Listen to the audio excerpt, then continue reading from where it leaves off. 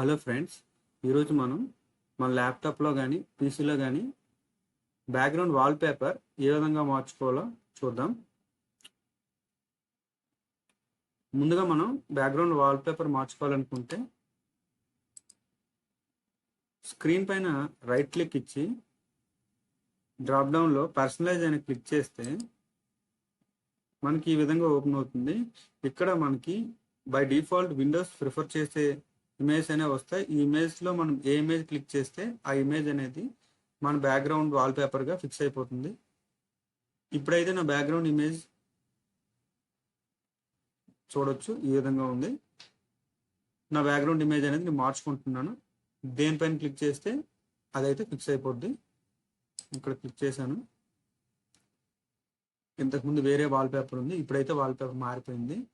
ఇదే విధంగా మనకు నచ్చిన ఇమేజెస్ అనేవి మన బ్యాక్గ్రౌండ్ వాల్పేపర్కి అయితే పెట్టుకోవచ్చు. అది ఎలా చూద్దాం. ఇప్పుడు మనం ఒక ఇమేజ్ తీసుకుందాం. మనం ఏ ఇమేజ్ అయితే బ్యాక్గ్రౌండ్ వాల్పేపర్గా పెట్టాలనుకుంటామో ఆ ఇమేజ్ పైన రైట్ క్లిక్ ఇస్తే సెట్ అయితే డెస్క్టాప్ బ్యాక్గ్రౌండ్ అని వస్తుంది. మనం దానిపైన క్లిక్ చేస్తే ఆ ఇమేజ్ అనేది మనకి వాల్పేపర్గా సెట్ అయిపోతుంది. చూడండి, నా వాల్పేపర్ అనేది మారిపోయింది. ఈ విధంగా మనం మన బ్యాక్గ్రౌండ్ వాల్పేపర్ అయితే మార్చుకోవచ్చు. Thank you friends. ఈ వీడియో మీకు నచ్చినట్లయితే లైక్ చేయండి, సబ్స్క్రైబ్ చేయండి, షేర్ చేయండి.